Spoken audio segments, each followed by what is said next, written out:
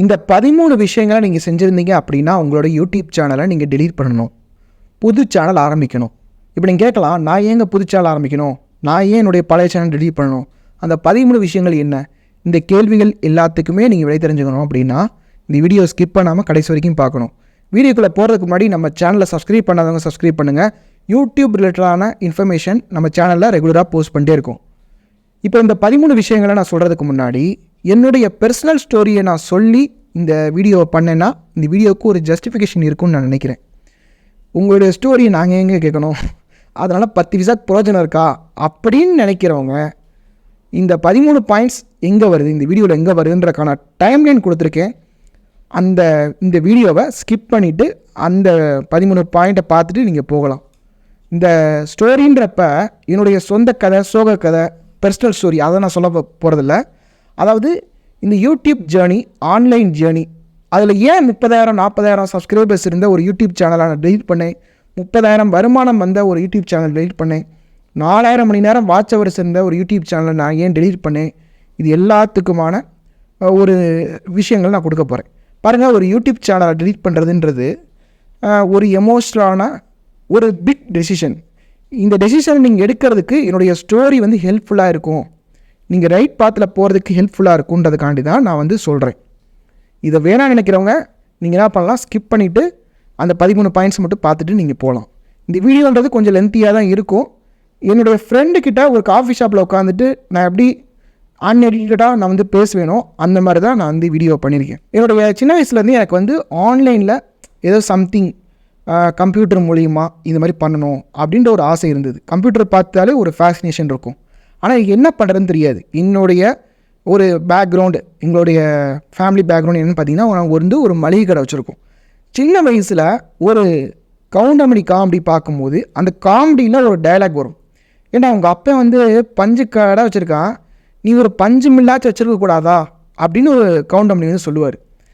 இப்போ இந்த டைலாக் வந்து எனக்கு வந்து ஒரு ட்ரிகர் பாயிண்ட்டாக அமைஞ்சது. சரி, நம்ம அப்பா வந்து மளிகை கடை வச்சுருக்காரு, நம்ம மளிகை கடையே வைக்கக்கூடாது, ஏதாவது சூப்பர் மார்க்கெட்டோ இல்லை ஏதாவது ஆன்லைனில் ஒரு வெப்சைட்டோ அந்த மாதிரி பண்ணணுன்ற ஒரு எண்ணம். அது வந்து காலேஜ் படிக்கும்போது என்னாச்சுன்னா, நான் வந்து கடைக்கு வந்தேன். நான் வந்து 3rd ஸ்டாண்டர்ட் படிக்கும் போதுலேருந்து கடையில் இருக்கிறேன், அது வேறு விஷயம். நான் காலேஜ் படிக்கும் போது தான் நான் வந்து பிஎஸ்சி விஷுவல் கம்யூனிகேஷன் படித்தேன். அப்போ வந்து எனக்கு கொஞ்சம் கொஞ்சம் நாலேஜ் இருந்தது.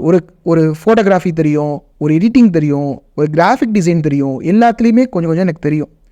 ஸோ என்ன பண்ணேன்னா, ஒரு வெப்சைட் மாதிரி உருவாக்கிட்டு நம்ம கடையில் இருக்கக்கூடிய ப்ராடக்ட்ஸ் எல்லாத்தையுமே ஃபோட்டோ எடுத்து அதில் நம்ம அப்லோட் பண்ணோம்னா நம்ம வந்து ஆன்லைன் பிஸ்னஸ் வந்து பண்ணலாம் அப்படின்னு நான் முடிவு பண்ணுறேன். அப்போ என்ன பண்ணுறேன், என்னனாலே செல்ஃப் தாட் பண்ணிக்கிறேன். சில வருஷங்கள் எடுத்து எப்படி வெப்சைட் பண்ணணும். இப்போ இந்த ஆன்லைன் வெப்சைட்னால் யாருக்குமே தெரியாது, ஸ்விக்கிலாம் அப்போ வந்தது கிடையாது. இது வந்து 2014 காலகட்டத்தில் நான் சொல்கிறேன். அப்போ வந்து நான் க்ரியேட் பண்ணிவிட்டு ஒரு 3 மாதம் 4 மாதமாக எனக்கு வந்து அது இன்வெஸ்ட்மெண்ட் பண்ணிக்கிட்டே தான் இருக்கேனே ஒழிய ஒரு சேல்ஸுமே இல்லை. நான் என்ன பண்ணுவேன்னா, பேம்ப்ளெட்ஸ் டிசைன் பண்ணி நான் வந்து எல்லாருக்குமே கொடுப்பேன்.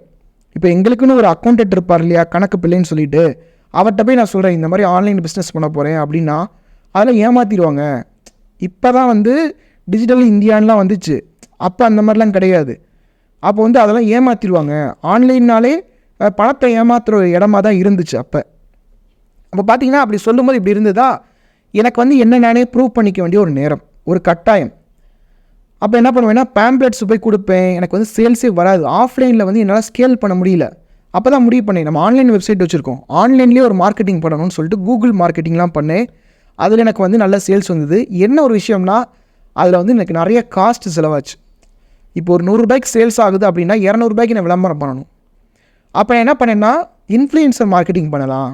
யூடியூப்பில் இந்த மாதிரி ஹோம் மேக்கர்ஸ்லாம் இருப்பாங்க, அவங்களுக்கு நம்ம ப்ராடக்ட் அனுப்பிட்டு ஒரு அமௌண்ட்டை நம்ம கொடுத்துட்டோம்னா அவங்களுக்கு வந்து விளம்பரம் பண்ணுவாங்க அப்படின்றது எனக்கு தெரிஞ்சிச்சு. இப்போது எல்லா யூடியூப் சேனலும் விளம்பரம் பண்ணிக்கிட்டே தான் இருக்காங்க, விளம்பரம் பண்ணாத யூடியூப் சேனலே கிடையாது. அப்போ வந்து விளம்பரம் பண்ணுறதுனா என்னடா எதுக்குடா விளம்பரம் பண்ணுன்னு சட்டையை பிடிச்சி கேட்பாங்க. என்னடா யூடியூப் போடுறது ஃப்ரீயாக தானடா போடணும் அப்படின்னு கேட்கக்கூடிய ஒரு காலகட்டம். அப்புறம் என்ன சொல்லுவேன், நீங்கள் என்னுடைய ப்ராடக்ட்ஸை உங்களுக்கு நான் கொடுக்குறேன் இல்லையா, என்கிட்டேருந்து நீங்களாம் வாங்கின மாதிரி சொல்லிடுங்க, ஒரு வீடியோ பண்ணுங்கள் அப்படின்னு சொன்னேன்.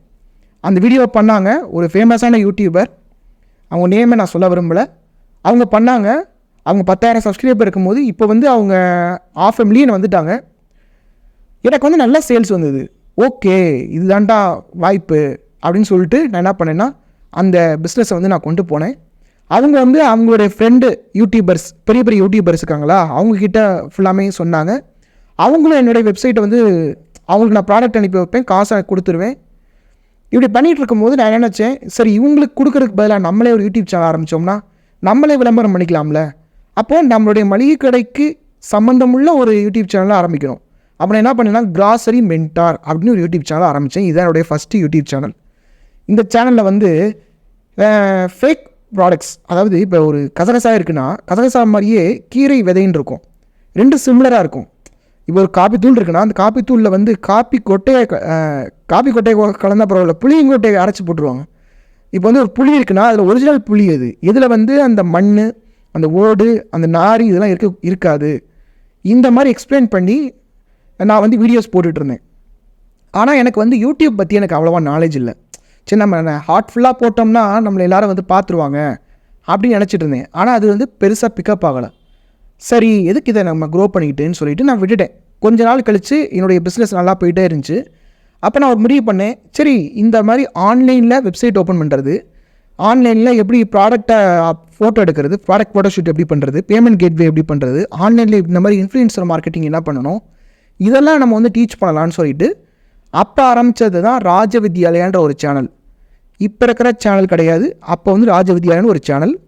அந்த சேனலுக்கு விகடன் டிசைனரை, விகடனில் வந்து ஒரு டிசைனராக இருக்கார், ஃப்ரீலான்ஸ் டிசைனராக. அவரை வந்து நான் டிசைன் பண்ண சொன்னேன். எனக்கு வந்து கடவுள் நம்பிக்கை வந்து கொஞ்சம் அதிகம். அப்போ வந்து என்ன பண்ணேன்னா, சிவலிங்கம், இப்போ என்னுடைய லோகோ பார்த்தீங்கன்னா சிவலிங்கம் மாதிரி இருக்கும், அது அப்படியே நீங்கள் கவுத்துனீங்கன்னா மவுஸ் மாதிரி இருக்கும். அதே மாதிரி கொஞ்சம் ஒரு பாம்பு மாதிரியும் இருக்கும். நான் அப்படி பண்ணிவிட்டு ராஜ வித்யாலயான்னு வச்சேன். இப்போ ராஜ வித்யா அப்படின்றதுக்கு வந்து நிறைய பேர் விளக்கம் கேட்டுட்ருக்கீங்க. ராஜ வித்யானா அரசர்கள் படிக்கக்கூடிய ஒரு கல்வி. ஒரு ஆள் அரசராக மாறணும்னா அவர் இந்த ராஜ வித்யாவை படிச்சிருக்கணும். ராஜாக்கள் படிக்கக்கூடிய ஒரு பாடம், சரிங்களா? அதனால் ராஜ வித்யாலயா அப்படின்னு சொல்லி வச்சேன். வித்யாலயா இந்த மாதிரிலாம் ஸ்கூல் நேம் இருக்கு இல்லையா, அதனால் வித்யாலயா அப்படின்னு சொல்லி வச்சேன். அது போக என்னுடைய நேம் வந்து பாபுராஜ், என்னுடைய பேர் ராஜா கிடையாது, பாபுராஜ். ஸோ ராஜ் வித்யாலயா. இப்போ பாருங்கள், உங்களுக்கு வந்து உங்களுடைய யூடியூப் சேனல் எப்படி நேம் பண்ணணும், எப்படி லோகோ பண்ணணுன்ற ஒரு ஐடியா கிடச்சிருக்கும். அதனால தான் என்னுடைய ஸ்டோரியை வந்து நான் சொல்கிறேன். உங்களுக்கு ரிலேட்டபிளாக இருக்கும், உங்களுக்கு யூஸ்ஃபுல்லாக இருக்குன்றதுக்காண்டி தான் சொல்கிறேன். இப்போ நான் வந்து வரிசையாக வீடியோஸ் போட்டுட்ருக்கேன். இந்த சேனலில் நான் என்ன மிஸ்டேக் பண்ணேன், இப்போ மொதல் சேனலில் வந்து நல்ல ஒரு ஜானர் எடுத்து வச்சுருந்தேன். ஆனால் அதில் என்ன மிஸ்டேக் பண்ணேன்னா, நான் வந்து அந்த சேனலை ரெகுலராக நான் வந்து போஸ்ட் பண்ணலை, விட்டுட்டேன். வியூஸ் வரலைன்றதை விட்டுட்டேன். இதுதான் ஃபஸ்ட்டு மிஸ்டேக் பண்ணேன். இந்த சேனலில் என்ன மிஸ்டேக் பண்ணேன்றதை சொல்கிறேன். நான் இதில் வந்து மிக்ஸ்டு கண்டென்ட்டாக போட்டுட்ருந்தேன். அதாவது ஒரு நாளைக்கு அஃபிலியேட் மார்க்கெட்டிங் பற்றி போடுவேன், ஒரு நாளைக்கு வெப் டிசைன் பற்றி போடுவேன், ஒரு நாளைக்கு கிராஃபிக் டிசைன் பற்றி போடுவேன், ஒரு நாளைக்கு ப்ராடக்ட் எப்படி ஃபோட்டோ ஷூட் பண்ணுறது, ஒரு நாளைக்கு யூடியூப்பில் எப்படி நீங்கள் இந்த இன்ஃப்ளூயன்சர்லாம் வந்து காண்டாக்ட் பண்ணணும், யூடியூப் எப்படி க்ரோ பண்ணணும் அப்படின்னு போட்டுட்ருப்பேன். இப்படி ஒவ்வொரு நாள் ஒன்று போடும்போது, இப்போ பாருங்கள், நான் வந்து கிராஃபிக் டிசைன் பற்றி போட்டோம்னா, ப்ரோ அஃபிலியேட் மார்க்கெட்டிங் பற்றி சொல்லுங்கள் ப்ரோ, அஃபிலியேட் மார்க்கெட்டிங் பற்றி போட்டோம்னா நீங்கள் வந்து யூடியூப் பற்றி சொல்லுங்கள் ப்ரோ, இப்படி கேட்டுகிட்டே இருப்பாங்க. சரி, அப்படின்னு அந்த சேனலையும் க்ரோ பண்ணி ஒரு 30,000 40,000 சப்ஸ்கிரைபர் வரைக்கும் வந்துச்சு. அப்போனா எந்த அளவுக்கு நான் உழைச்சிருப்பேன்னு பாருங்கள். சாதாரண உழைப்பு கிடையாது, எருமை மாடு மாதிரி உழைச்சேன். அதாவது ஒரு தம்ப்நெயில் டிசைனர் வச்சுருந்தேன், அவருக்கு மந்த்லி அமௌண்ட் கொடுத்துட்ருந்தேன். அதில் பணம் வருதோ இல்லையோ, இதெல்லாம் எதனால் பண்ணேன்னா என்னுடைய பேஷன் இருந்ததுனால தான் நான் என்னால் பண்ண முடிஞ்சுது. அந்த சேனலை ஸ்டார்ட் பண்ணும்போதே இங்கே மதுரையில் வந்து ஞான சம்பந்தன் அப்படின்னு ஒருத்தர் இருக்கார், ஒரு ஃபேமஸான பேச்சாளர், ரஜினி முருகன் இந்த மாதிரி படத்தெல்லாம் வந்து நடிச்சிருக்காரு, கமல்ஹாசனுடைய ஒரு க்ளோஸ் ஃப்ரெண்டுன்னு வச்சுக்கோங்களேன். அவருடைய வீட்டில் வந்து அவர் வந்து ஒரு ஸ்டூடியோ செட்டப் வச்சுருந்தார். அந்த ஸ்டூடியோவில் தான் நான் வந்து இஎல் டிஜிட்டல்னு சொல்லிட்டு அந்த ஸ்டூடியோவில் நான் வந்து ஷூட் பண்ணேன். பார்த்திங்கன்னா ஒரு நாளைக்கு போவேன், ஒரு நாள் வாடகை வந்து 15,000 ரூபாய். ஒரு 10 வீடியோ ஷூட் பண்ணிடுவேன், அவங்களே எடிட் பண்ணி கொடுத்தாங்க. இப்போ அதை பண்ணுறாங்களா இல்லையா, அவங்க பூட்டை போய் ஆட்டாதீங்க. எனக்கு வந்து அதை நான் காண்டாக்ட் பண்ணும்போது அவங்க என்ன சொன்னாங்க, நிறைய பேர் எங்கிட்ட அந்த கிளைண்ட்ஸ் வந்திருக்காங்க, உங்களை மாதிரி ஒரு ஆர்வத்தோட ஒரு ஸ்டெப் ஒரு பிளானோட யாருமே வரல, உங்களுக்காக நான் பண்ணி கொடுக்குறேன், நீங்கள் க்ரோ ஆகுங்கன்னு சொல்லி எனக்கு ஒரு கைண்ட் இனஃபாக அவங்க வந்து பண்ணி கொடுத்தாங்க. இவ்வளவு பொருட்செலவும் போட்டு நான் என்னுடைய சேனலை ரன் பண்ணிகிட்டு இருக்கேன். இப்போது இப்படி பண்ணிகிட்டு இருக்கும்போது என்ன ஆகுதுன்னா, இங்கே ஒரு தப்பு பண்ணுறேன். என்ன பண்ணுறேன்னா, எனக்கு வந்து என்னுடைய பர்சனல் லைஃப்பில் வந்து ஒரு லவ் ஃபெயிலியர் வருது. நான் என்ன பண்ணுறேன்னா இன்னொரு சேனலை ஓப்பன் பண்ணுறேன். அந்த சேனலில் வந்து ஆன்மீகம் ரிலேட்டடான கண்டென்ட் போடுறேன். இப்போ பாருங்களேன், இங்கே ஒரு தப்பு, மெயினான தப்பு என்னென்னா, ஒரு சேனலை ஃபோக்கஸ் பண்ணிகிட்டு இருக்கும்போது இன்னொரு சேனல் போகக்கூடாது. அப்போ இன்னொரு சேனலில் அந்த சேனலையும் க்ரோ பண்ணி அதில் 4000 ஹவர்ஸ் வாட்ச் டைம்னு ரீச் பண்ணுறேன். ரீச் பண்ணோன்னே அங்கேயும் ஒரு டிப்பிங் பாயிண்ட் வருது. என்னென்னா, ஆன்மீகத்தை பொறுத்த வரைக்கும் ஒரு டார்கெட், ஒரு ஃபைனல் விஷயம் என்னென்னா ஞானம் அடைகிறது. அந்த ஒரு விஷயத்தை நான் ரீச் பண்ணிட்டேன். சரி, இதுக்கப்புறமா நம்ம ஒர்க்கை நம்ம பார்க்கலாம் அப்படின்னு சொல்லிட்டு நான் இந்த சேனல் வரேன். இந்த சேனல் வந்து 1 இயர் ஆயிடுச்சு. இந்த 1 இயர்லேயும் எனக்கு வந்து மாதம் 30,000 ரூபாய் வருமானம் வந்துட்டு இருந்தாலும் இப்போ இந்த சேனலை என்னால் க்ரோ பண்ண முடியாது. அப்போ இந்த 2 சேனலையும் விட்டுட்டு நான் வந்து ஒரு டாக்டர் இருந்தாங்க. இப்போ நீங்கள் பாருங்கள், நீங்கள் யூடியூப்பில் வந்து ஒரு வீடியோ போடுறீங்க, அந்த வீடியோவில் விளம்பரம் வருது, அதன் மூலிமா பணம் சம்பாதிக்கலாம் அப்படின்றது ஒரு வழி. ஒரு வீடியோ போடுறீங்க, அந்த வீடியோ 500 வியூஸ் வந்தால் கூட பரவாயில்ல, அது மூலிமா 5 கிளைண்ட் வரட்டும் அப்படின்றது ஒரு வழி. அந்த ஒரு வழியை ஒரு டாக்டருக்கு வந்து நான் சொல்லிக் கொடுத்தேன்.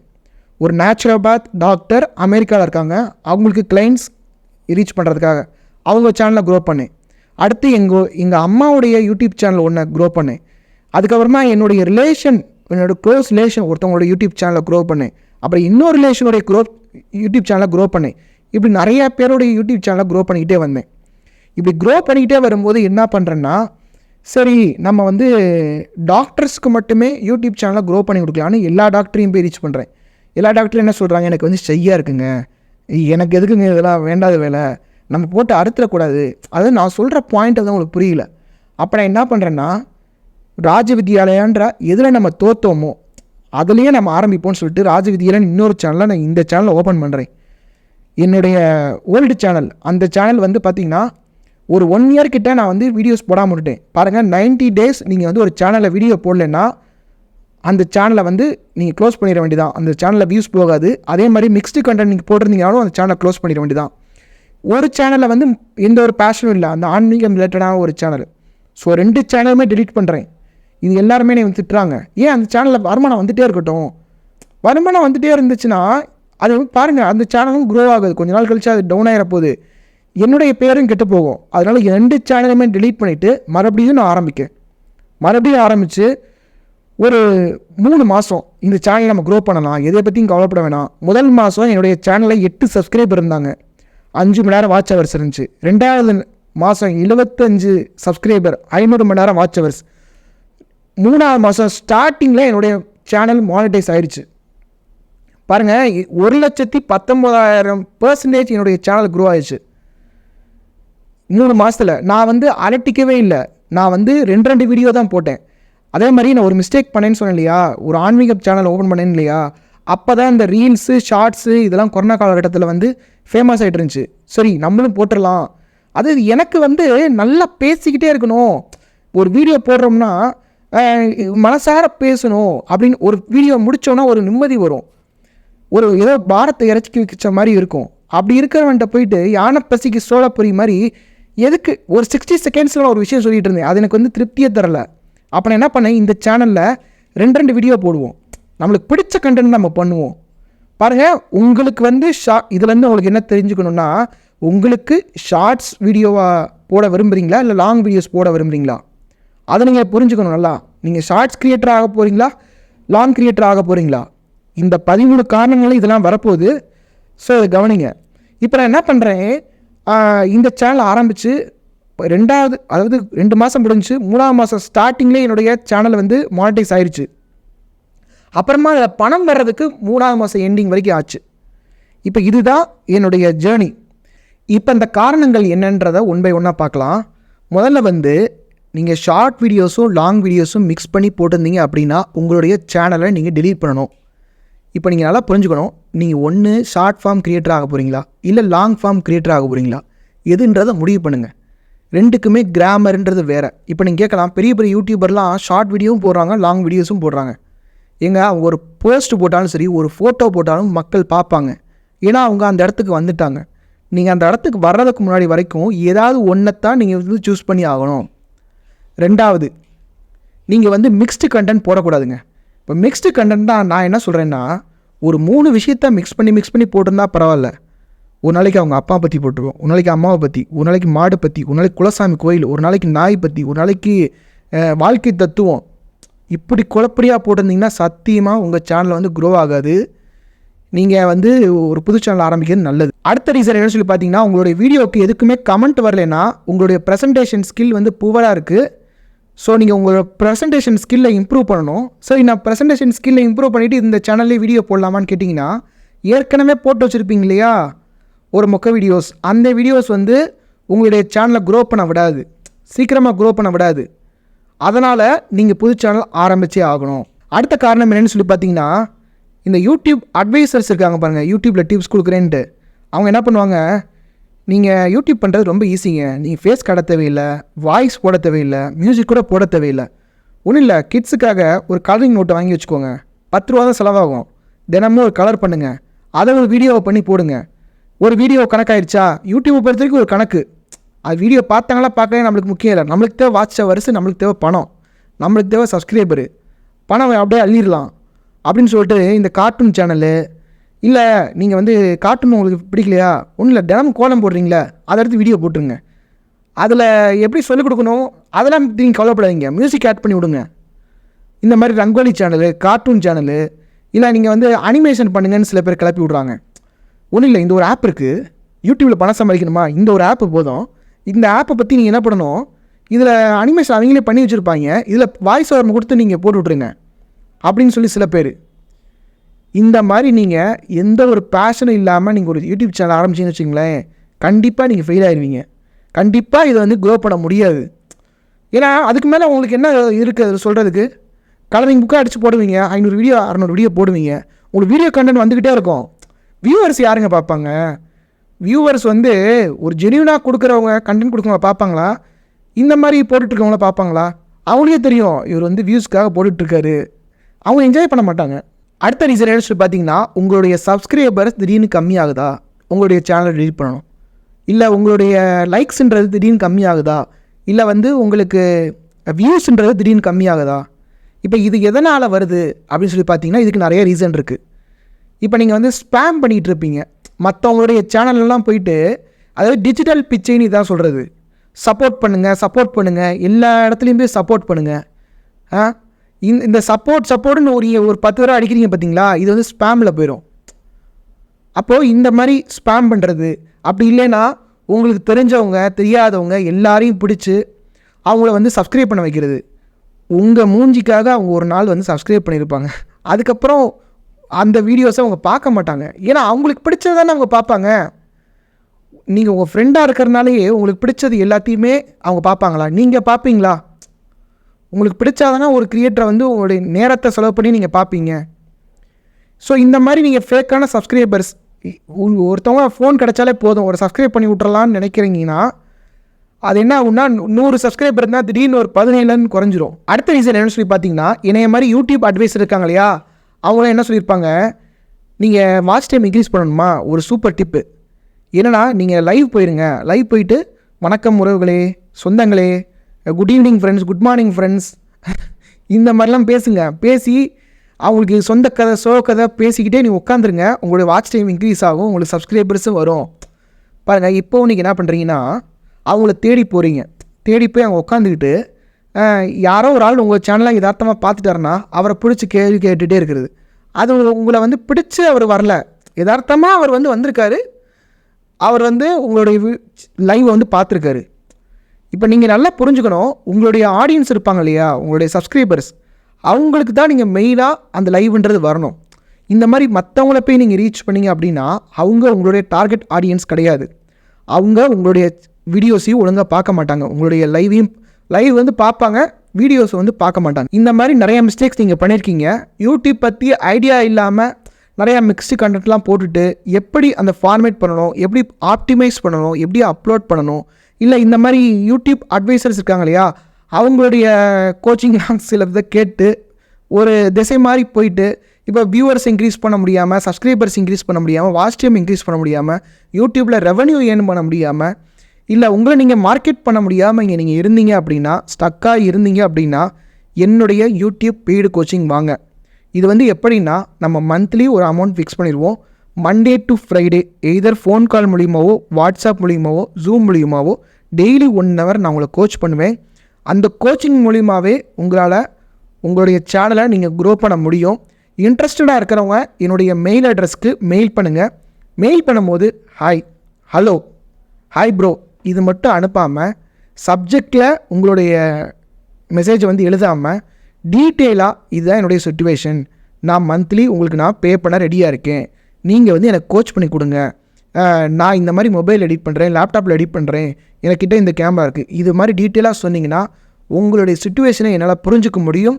உங்களுடைய நீங்கள் என்ன சொல்ல வரீங்க அப்படின்றத புரிஞ்சுக்க முடியும்.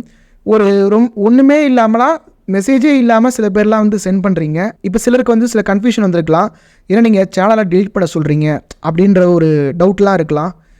ஒன்றும் இல்லைங்க, நீங்கள் வந்து இதே மாதிரி இப்போ நான் சொன்ன மிஸ்டேக்ஸு இதெல்லாம் பண்ணியிருக்கிறவங்க யாராவது அவங்களுடைய சேனல் வந்து க்ரோ ஆயிருக்கான்றதை பாருங்கள். இல்லைனா செல்ஃப் அனலைஸ் பண்ணுங்கள். இப்போ இந்த மிஸ்டேக்ஸ்லாம் சரின்னு நீங்கள் நினச்சிங்கன்னா இதை நான் பண்ணலாம், இதெல்லாம் ஒரு தப்பு கிடையாது அப்படின்னு நினச்சிங்கன்னா உங்கள் சேனல் க்ரோ ஆயிருக்கும்ல.